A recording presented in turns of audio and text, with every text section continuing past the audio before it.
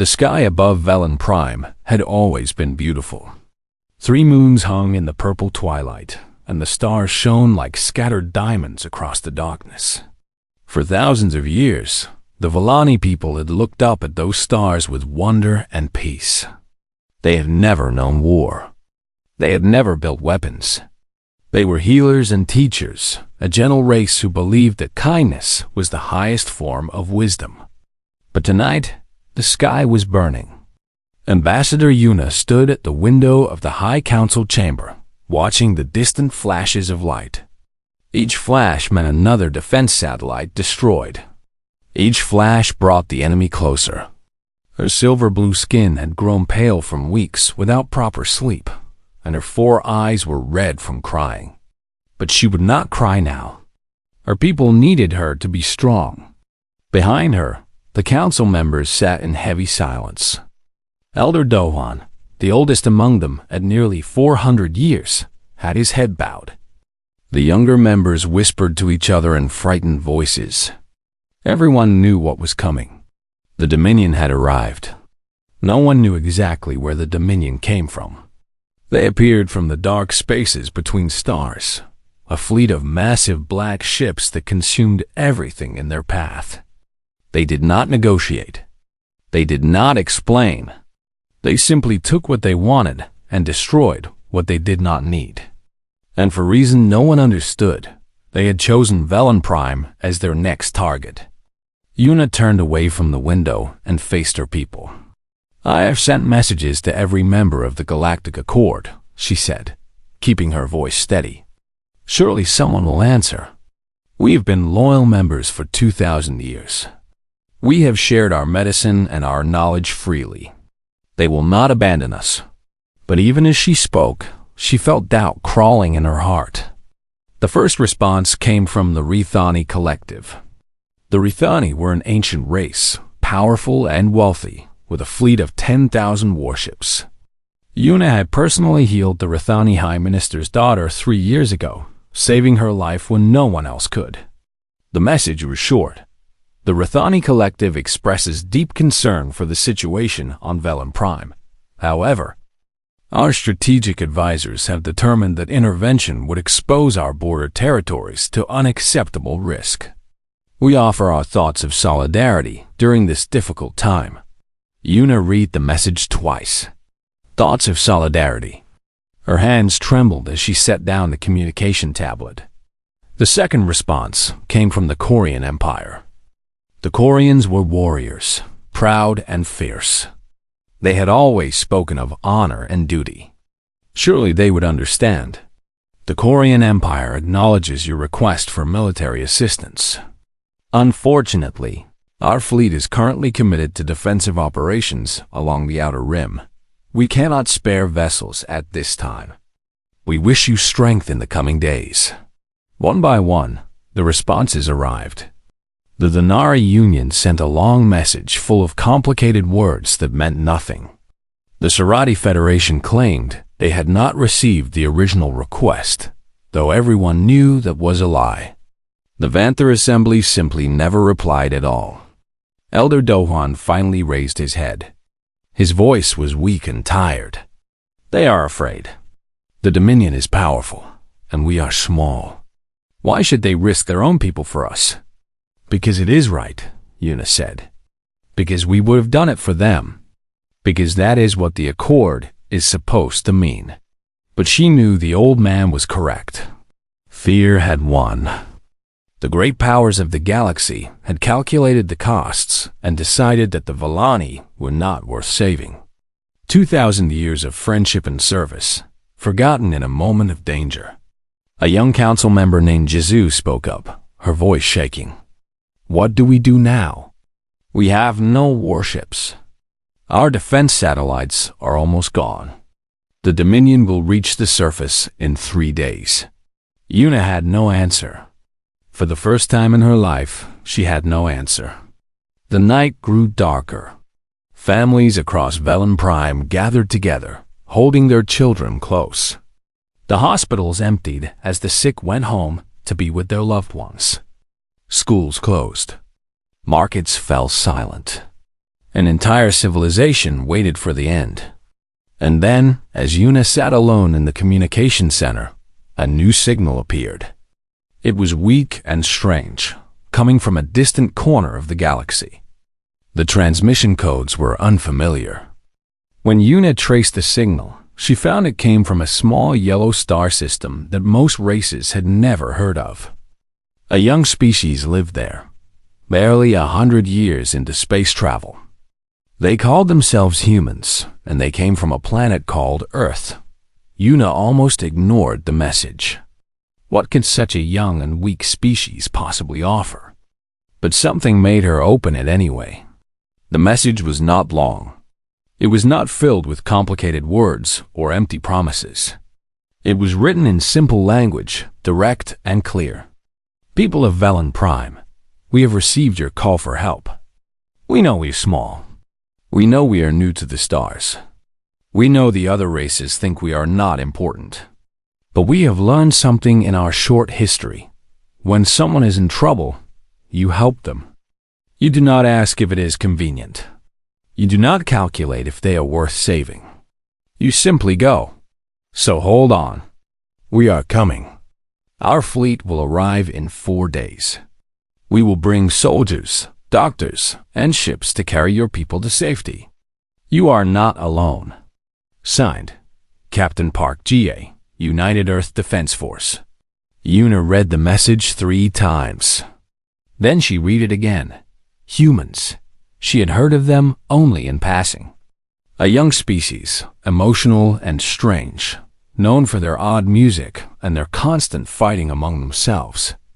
The Accord considered them barely civilized. Most races thought they would destroy themselves before they ever mattered. But these humans had heard a stranger's cry for help, and they were coming. Elder Dohan had walked into the room without Yuna noticing. He stood beside her and read the message on the screen. For a long moment, he said nothing. 4 days, he finally whispered.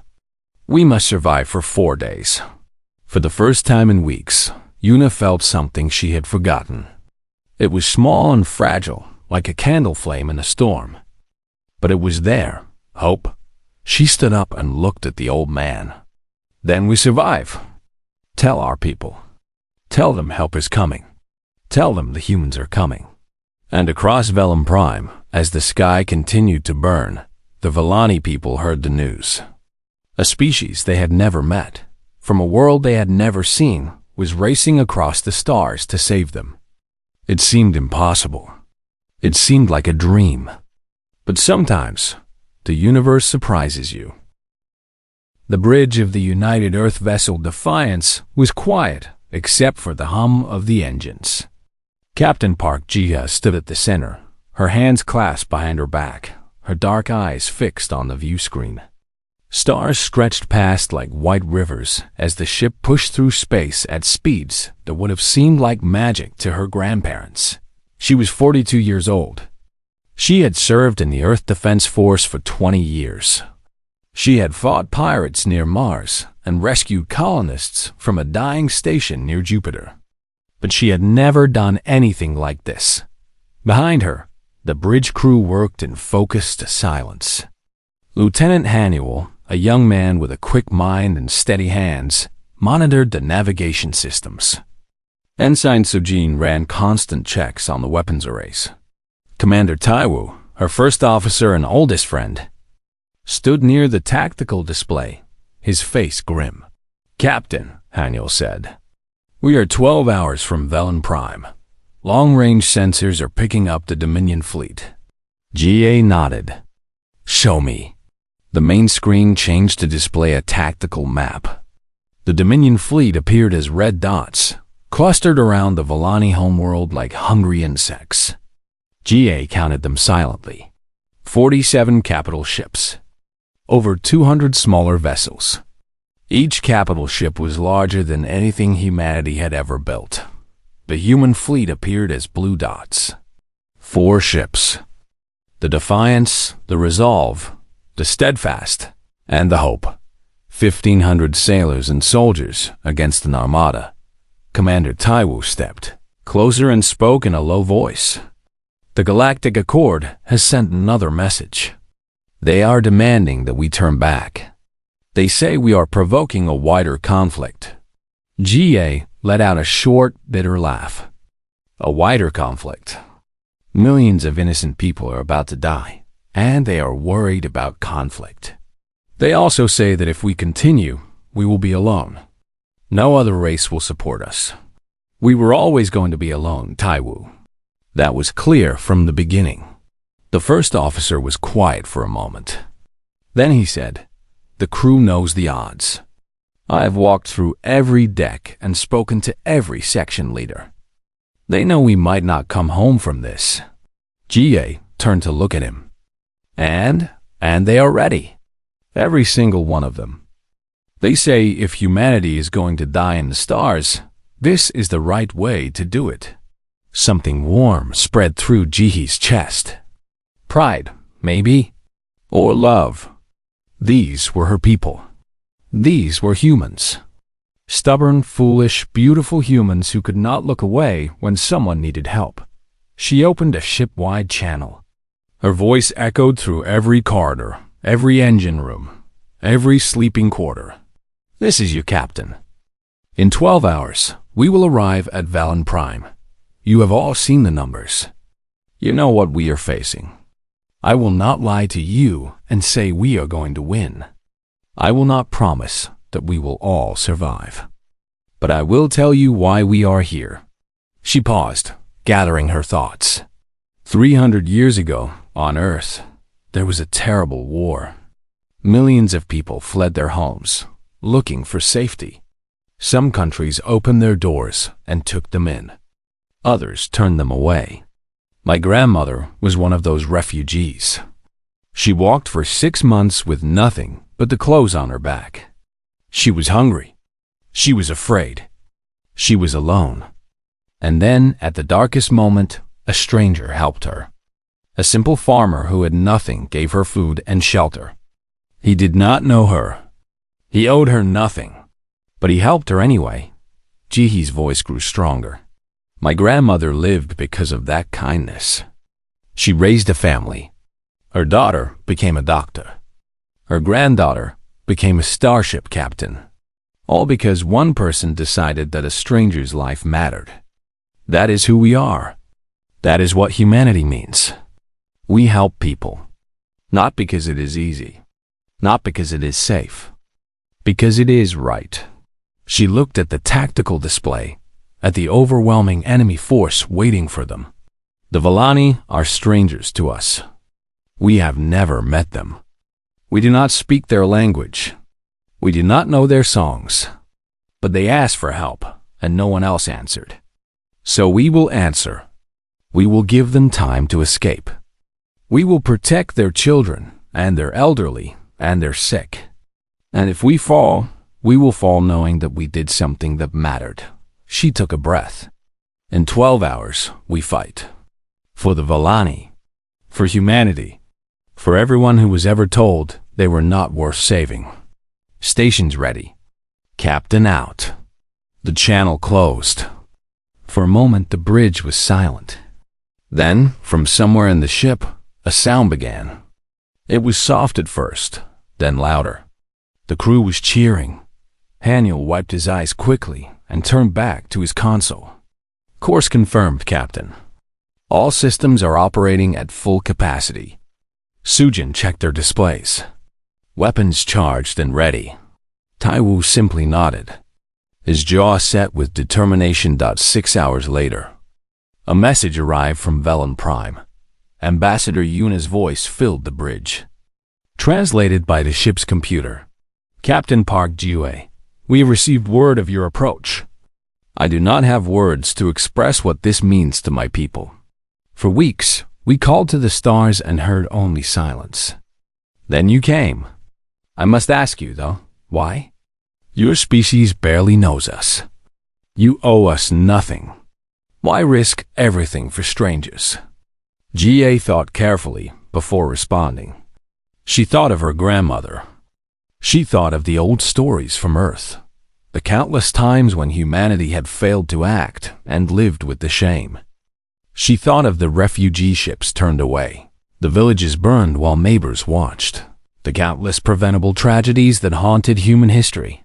But she also thought of the other stories, the ones about ordinary people who stood up when it mattered, the firefighters who ran into burning buildings, the soldiers who threw themselves on grenades to save their friends, the doctors who traveled to disease zones when everyone else fled. Ambassador Yuna, Jihei said, there is a saying on Earth. It comes from a time long before we reached the stars. It says that the only thing necessary for evil to succeed is for good people to do nothing. We have done nothing too many times. We have watched suffering and told ourselves it was not our problem. And every time we regretted it. She leaned forward, speaking with quiet intensity. So we made a promise to ourselves. Never again. Never again would we look away when someone needed help. Your people called, and we heard you. It really is that simple. Now, I need you to do something for me. Gather your people. Move them to the northern continent where our ships can land. We will hold the Dominion back long enough for evacuation. Do you understand? There was a long pause. When Eunice spoke again, her voice was thick with emotion. I understand, Captain. I want you to know something. Whatever happens tomorrow, the Vallani will never forget this. For as long as our people exist, we will remember that when all others abandoned us, humanity came. Jie smiled softly. Then let us make sure your people exist for a very long time. Defiance out. She turned to her crew. Their faces were pale but determined. They were afraid. Of course they were afraid. Only fools felt no fear before battle. But they were also ready. 6 hours until contact, she said. Get some rest. Eat something. Write letters to your families if you need to. At 600 hours, we go to war. The crew nodded and began their final preparations. Jie remained on the bridge, watching the stars rush past, counting down the hours until everything changed. The Defiance dropped out of faster-than-light travel with a flash of blue light, and Captain Park Jie saw the enemy for the first time. The Dominion fleet was even larger than the census had suggested. The ships were massive black pyramids covered in strange symbols that seemed to glow with cold fire. They moved through space like predators, surrounding Velen Prime in a slowly tightening circle. Behind them, the wreckage of the Vallani defense satellites drifted like broken toys. All hands to battle stations, Jihei said calmly. Sound the alarm. The red lights flashed. Throughout the ship, hundreds of crew members ran to their positions. In the medical bay, Dr. Minji prepared for the wounded she knew were coming. In the engine room, Chief Engineer Junsu pushed the reactors to maximum power. On the weapons deck, teams loaded missiles and charged the main guns. The other human ships emerged from faster-than-light travel behind the Defiance. The Resolve, commanded by Captain Yang. The Steadfast, under Captain Bora. The Hope, led by the young Captain Minho. 4 ships against an empire. Captain, Lieutenant Hanyul reported. The Dominion flagship is hailing us. On screen. The view changed to show the inside of the enemy ship. The Dominion commander was a tall creature with gray skin and eyes that glowed like burning coal. Its voice was deep and cold, translated by the computer into words that sounded like grinding stone. I am Fleet Commander Vorthen of the Dominion. You are the humans. We have heard of you. A young species recently crawled from your small world. You have no business here. Leave now, and we will permit you to live. Geo stood straight and met the alien's glowing eyes. Fleet Commander Vorthen. I am Captain Park Jie of the United Earth Defense Force. We are here to protect the people of Velen Prime. Stand down your attack, and we will permit you to leave. For a moment, there was silence. Then Vorthen made a sound that might have been laughter. Protect them? You bring 4 ships against my armada. This is not protection. This is suicide. Why do you throw away your lives for a species you do not know? Because someone has to, Jihei said simply. And today, that someone is us. Vorthen's eyes flickered with something that might have been confusion. You are strange creatures. Very well, die for your principles. It makes no difference to us. The transmission ended. All ships, Jihei broadcast to the fleet, execute Defense Pattern Alpha. We hold the evacuation corridor at all costs. The civilian transports need 14 hours. That is how long we fight. The battle began. The Dominion ships moved forward in waves. Their weapons fired beams of purple energy that tore through space like angry lightning. The human ships responded with missiles and kinetic rounds, spreading out to cover as much area as possible. The Defiance shook as the first enemy fire hit her shields. Sparks flew from a damaged console. Someone cried out in pain. But the ship held. Return fire, Jia ordered. Target their weapons arrays. Ensign Sujin's hands flew across her controls. A volley of missiles streaked toward the nearest Dominion cruiser. 3 of them got through the enemy defenses and exploded against the black hull. The cruiser slowed, smoke pouring from its wounds. But there were so many enemies. 2 hours into the battle, the Steadfast took a direct hit to her bridge. Captain Bora was killed instantly, along with her senior officers. The ship went dark for a terrible moment. Then the lights came back on, and Lieutenant Commander Yumbi took command from the engineering deck. Steadfast is still fighting. Umbi's voice crackled over the radio. We are hurt but not dead. Continuing mission. 4 hours in, the Hope lost her main engines. Captain Minho ordered his crew to redirect all power to weapons. The ship could no longer move, but it could still shoot. It became a stationary fortress, pouring fire into any Dominion vessel that came close. 6 hours in, the Resolve rammed a Dominion destroyer that was trying to break through to the evacuation corridor. Both ships exploded in a ball of fire. 300 human lives, gone in an instant. But the corridor remained open. On the surface of Vellum Prime, the evacuation continued. Human transports landed in the northern continent, their doors opening to reveal soldiers and doctors and ordinary volunteers who had crossed the galaxy to help strangers. The Vellani refugees streamed aboard, carrying their children and their elderly, their precious books and their family memories.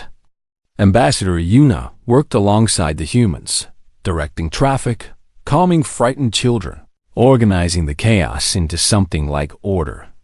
She watched a human doctor, a young woman named Hyeri, treating a wounded Vellani child. Hyeri did not speak the Vellani language. The child did not speak human languages. But they communicated through touch and kindness, and the child stopped crying. Why are you here? Yuna asked the doctor during a brief pause. Hyeri looked up, exhausted but smiling. I am a doctor. This is what doctors do. We help people who are hurt, but these are not your people. The young doctor shrugged. Today, they are. 10 hours into the battle, the Defiance was badly damaged. Deck 7 had been destroyed. The port engine was failing. 43 crew members were dead. Captain Jie had a cut on her forehead that would not stop bleeding, and her left arm hung useless at her side. But she remained on the bridge, standing at her post, giving orders in a steady voice. Status on the evacuation?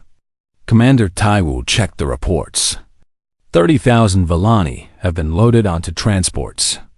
The transports are holding at the safe zone until we can clear a path for them to jump to safety. And the remaining civilians? 10,000 still on the surface. We need 4 more hours. 4 more hours. Jie looked at the tactical display. Only the Defiance and the crippled Hope remained. Against 30 Dominion ships. She opened a channel to the enemy flagship. Fleet Commander Vorthen. This is Captain GA. I have a proposal. Vorthen's face appeared on screen. He looked almost impressed. You still live. I did not expect that. What is your proposal? Your target is Velen Prime. We have no quarrel with your conquest of the planet. Let the evacuation transports leave safely, and we will withdraw. Vorthen considered this. You would abandon the planet to save the people? A planet is dirt and rock. The people are what matter. The Dominion commander was silent for a long moment. Then he made that grinding sound again. You fascinate me, human. Your logic is strange, but not without merit. Very well, complete your evacuation. I will order my ships to let the transports pass. But understand this, when we meet again, there will be no mercy. I understand, Jihei said. And thank you. Do not thank me. I do this because it costs me nothing and allows me to study your strange species further. You have earned my curiosity, if not my respect. The transmission ended. 4 hours later, the last transport lifted off from Velen Prime. 40,000 Velani refugees. Every survivor from the planet jumped to safety. The Defiance and the Hope, both barely able to fly, limped after them. Behind them, the Dominion fleet landed on the empty world. They found buildings and gardens and libraries, but no people to conquer. The Velani had escaped. The Battle of Velen Prime was over. Humanity had lost 2 ships and 600 crew members. They had gained nothing material. They had earned no profit and won no territory. But 40,000 innocent people were alive because of them.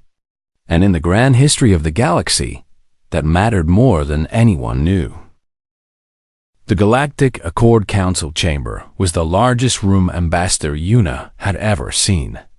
It was built into an asteroid that orbited a dead star, far from any planetary government. The walls were made of a black stone that absorbed light, and the ceiling stretched so high that it disappeared into darkness. Thousands of seats rose in circles around a central platform, each section reserved for a different species. Yuna had been to this chamber many times over her long career. She had spoken here about medicine and trade and peace. She had always felt small in this room, surrounded by the ancient powers of the galaxy. But today, she felt something different. Today, she felt angry. She walked toward the speaking platform with her head held high. Behind her walked Captain Park Jie, wearing her dress uniform. The uniform was new because her old one had been destroyed in the battle. Jihee's arm was still in the sling, and there were fresh scars on her face that would never fully heal. But she walked like a soldier, straight and proud. The chamber was full. Representatives from every member species of the Galactic Accord had come to witness this meeting. The Rithani delegation sat in their golden robes, looking uncomfortable. The Quarians wore their military medals, their faces stiff and formal. The Thanari whispered among themselves, their many tentacles waving with nervousness. They had all come to condemn humanity. The formal charge was unauthorized military action in sovereign space. The Galactic Accord had rules about interference, and humanity had broken them. The punishment could be severe. Trade restrictions, diplomatic isolation, even military action against Earth itself.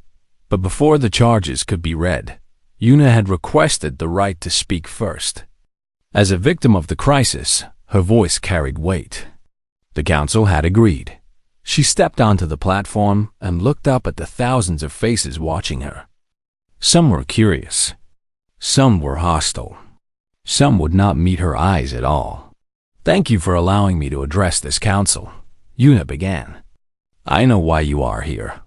You want to punish humanity for what they did at Velen Prime. You want to send a message that interference will not be tolerated. But before you decide their fate, I want you to understand something. She paused, letting the silence stretch. My people have been members of this accord for 2,000 years. We were one of the founding species. We helped write the charter that governs these meetings. We believed in the promise of mutual protection and shared prosperity. And for 2,000 years, we kept our part of the bargain. We shared our medical knowledge freely. We healed your sick and asked for nothing in return. When there was plague on the Rithani homeworld, the Lani doctors traveled there and worked for 3 years until the sickness was stopped. She looked at the Rithani delegation. Their representative would not look at her. When the Korean Empire fought their civil war, the Lani medics treated soldiers on both sides, because we believed that even enemies deserve care. When the Thanari faced famine, we sent food ships at our own expense. The Thanari delegate made a sound of protest, but Yuna continued. For 2,000 years, we gave and gave and gave. And when we needed help, when our world was burning and our children were dying, what did we receive in return? A voice rose with controlled anger. We received words. Empty, meaningless words. The Rithani expressed deep concern. The Koreans offered thoughts of solidarity. The Thanari claimed they never received our message, though we all know that is a lie. Murmurs spread through the chamber. You abandoned us. You calculated the cost of helping us and decided we were not worth the risk. You sat in your comfortable chambers and watched us die. Yuna turned and gestured toward Captain Ga. And then these humans came. These newcomers you consider primitive and emotional. These children of the stars who have been exploring space for barely 100 years. They did not calculate costs. They did not ask what we could offer them. They heard us calling for help, and they answered. She faced the council again. 600 human soldiers died above my world. 600 young people who had families and dreams and futures. They died for strangers they had never met, from a species they barely knew existed. They died because they believed that helping others was more important than protecting themselves. Yuna's voice cracked, but she continued. And now you want to punish them for it. You want to punish them for doing what you should have done. You want to send a message that kindness is a crime. Is that really the galaxy we want to live in? Is that what the Galactic Accord stands for? She stepped back from the central position and looked at Ga. Captain, would you like to speak? Ga walked forward slowly. She was shorter than most of the alien delegates, and younger than many of them by centuries. But there was something in her eyes that made even the oldest council members pay attention. I am not a diplomat, Jihei said. I am a soldier. I do not know the right words to say in a place like this, but I know what I saw at Velum Prime. She looked around the chamber. I saw 40,000 people who were going to die. Children, elderly, families who had never done anything wrong. They called for help, and the galaxy was silent. My government sent 4 ships because it was all we had. We knew we might not survive. We knew the Accord would be angry. We did it anyway. She paused. You want to condemn us? Go ahead. We buried 600 of our people in the void above Velen Prime. They were my friends. They were young people with their whole lives ahead of them. And every single one of them would tell you the same thing. We would do it again. Because that is who we are. That is what humanity means. A Rithani delegate stood up. Captain, you speak of nobility, but you also speak of breaking laws. The Accord exists to maintain order. If every species acts according to their own conscience, chaos will follow. Ga turned to face him. With respect, sir, your laws allowed innocent people to die while you watched. If that is order, then perhaps a little chaos is not such a bad thing. The chamber erupted in noise. Some delegates were shouting in anger. Others were applauding. The Rithani looked furious. The Koreans seemed troubled. And in the back rows, something unexpected was happening. The smaller species were standing. The Sarati, a quiet race of traitors who had never spoken in council before, rose to their feet. The Kethan, A young species even newer than humanity stood beside them. The Morath, who had been ignored by the great powers for centuries, joined them, one by one. The forgotten and overlooked species of the galaxy stood in support of humanity. A Serati elder spoke, his translator rendering his words into the common tongue. For generations we have been told that we are too small to matter, too weak to have a voice. We watched the great powers make decisions that affected our lives, and we said nothing because we were afraid. But today, we have seen that strength is not about the size of your fleet. It is about the courage to act when action is needed. He looked at GA. The humans have shown us what courage looks like. We stand with them. The Kethan leader nodded. We also stand with humanity. More species rose. More voices joined the chorus. The Rathani delegate looked around the chamber with growing alarm. The vote he had expected to win easily was slipping away. The great powers had controlled the council for millennia, but suddenly, the small voices were speaking together. Finally, the council president called for order. The vote was taken. The charges against humanity were dismissed by a margin of 3 votes as the chamber emptied. Yuna approached GA. They stood together, watching the delegates file out. You changed something today, Yuna said quietly. I do not know exactly what, but I felt it. The galaxy will not be the same. GA shook her head. We did not change anything. We just reminded people of what they already knew. That kindness matters. That courage matters. That sometimes you have to stand up for what is right, even when it is hard. Yuna smiled. Perhaps that is the same thing. Outside the chamber, the small species were gathering, talking among themselves with an energy that had not been seen in centuries. Something new was beginning. A movement. A change. A future that no one had predicted. And at its center stood humanity. Still young, still learning, still making mistakes.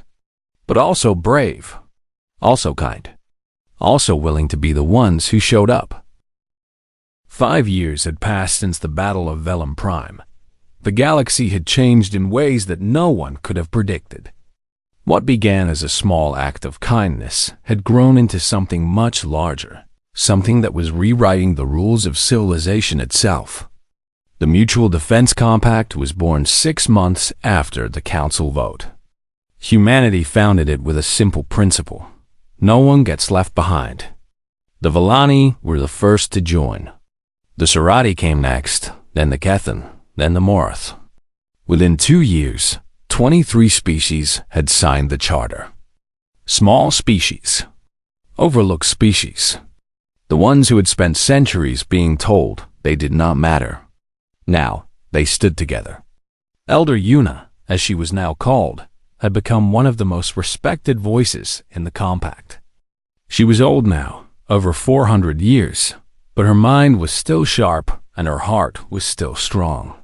She had dedicated her remaining years to building the alliance that humanity had made possible. Today, she stood on a balcony overlooking the capital city of New Velen.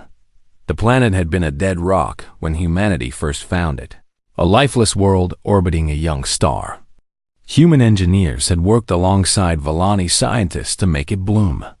They built atmosphere generators and seeded the clouds with water. They planted forests and created oceans. It took 3 years, but they turned a barren stone into a living world. Below Yuna, the city stretched to the horizon. The buildings were a blend of Vellani and human design, graceful curves mixed with practical angles. Children played in the parks, their laughter rising like music. Markets bustled with trade. Schools taught students from a dozen species. At the center of the city stood a memorial. It was a simple thing, a circle of stones bearing the names of every human who had died at the Battle of Velum Prime.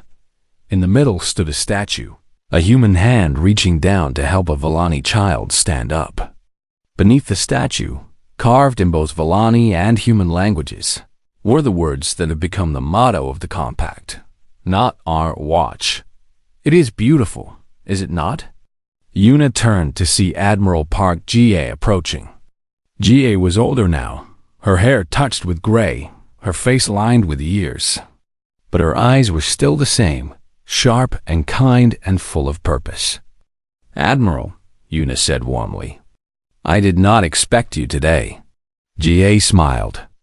I was in the sector and wanted to see how the anniversary preparations were going.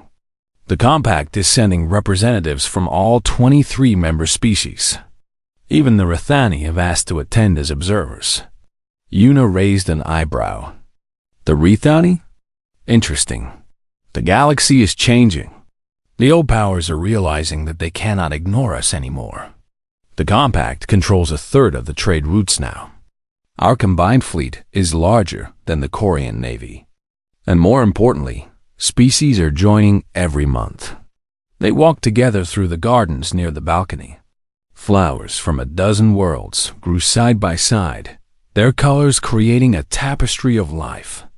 I have been thinking about the beginning, Yuna said. About the day your message reached us. I almost did not open it, you know. A message from a species I had never heard of, offering help that seemed impossible. I thought it was a mistake. Ga nodded. I remember sending that message. My government was not happy. They said we were risking everything for strangers. They said the Accord would destroy us if we interfered. Why did you do it anyway?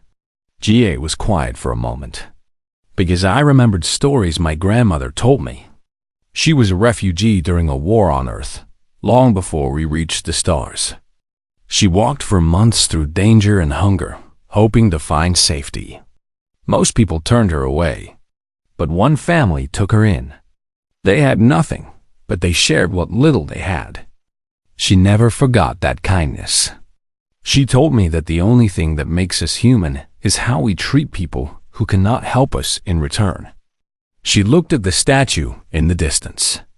When I heard your call for help, I thought of her. I thought of all the times in human history when we had the chance to help and did nothing. I did not want of those people. I did not want humanity to be one of those species. Yuna touched her arm gently. You made the right choice. I hope so. Sometimes I still dream about the 600 we lost. I remember their faces. Their names. I wonder if I led them to their deaths for nothing. For nothing? Yuna shook her head. Look around you. This city exists because of them. 40,000 of my people are alive because of them. And the Compact, this alliance of the forgotten, this movement that is changing the galaxy, exists because of what they did. She turned to face Ga directly. You did not lead them to their deaths. You led them to immortality. Every child who grows up safe because of the Compact, every family that is protected, every species that no longer has to fear being abandoned, they exist because of your 600. That is not nothing. That is everything. Ga blinked back tears. Thank you. I needed to hear that. They continued walking until they reached a viewing platform at the edge of the gardens. From here, they could see the spaceport where ships from across the galaxy landed every day. A Sarati freighter was unloading medical supplies. A Kethan cruiser was docking beside a human transport. Morath engineers were working with Volani scientists on a new terraforming project. The old powers called us foolish, Ga said. They said we would fail. They said the small species could never stand together, that we were too weak and too different. They were wrong. They were wrong about a lot of things. Ga smiled. But mostly they were wrong about what strength means. They thought strength was about armies and fleets and weapons. They did not understand that true strength comes from standing together, from refusing to abandon each other, from saying not on our watch and meaning it. A communication device on Jihee's belt chimed. She checked it and frowned. There is a situation on the border. A colony in the outer systems is reporting raids from unknown ships. They have requested compact assistance. Yuna nodded.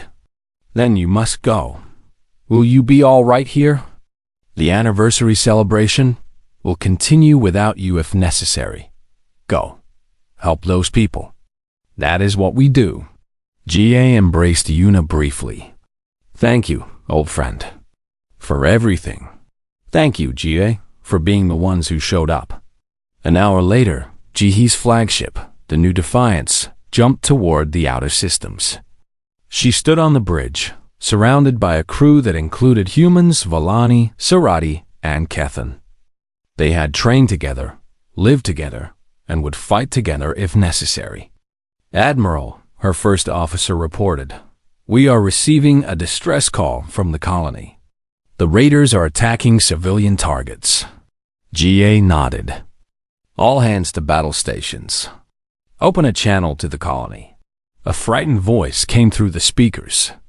This is Colony Administrator Deho of New Haven. We are under attack. Please, is anyone there? We need help. GA pressed the response button. Administrator Deho, this is Admiral Park GA of the Mutual Defense Compact. We are 6 hours away. Hold on. We are coming. There was a pause. Then the administrator's voice returned, thick with relief and tears. You are coming? You are really coming? GA smiled, remembering another voice from years ago, asking the same question. We are really coming, she said, because that is what we do. Nobody gets abandoned. Nobody faces the darkness alone. Not on our watch. The Defiance accelerated toward the distant stars, carrying the promise that had changed the galaxy. Not on our watch. Those 4 words had started as a simple message from a young species. They had grown into a movement, a revolution, a new way of being. They had shown the galaxy that kindness was not weakness, that helping strangers was not foolish, that courage could come from the smallest places. And as long as there were people willing to stand up for each other, those words would continue to echo across the stars. A light against the darkness, a promise to the forgotten, a declaration that some things in the universe were still worth fighting for. Not on our watch. Never again. The end.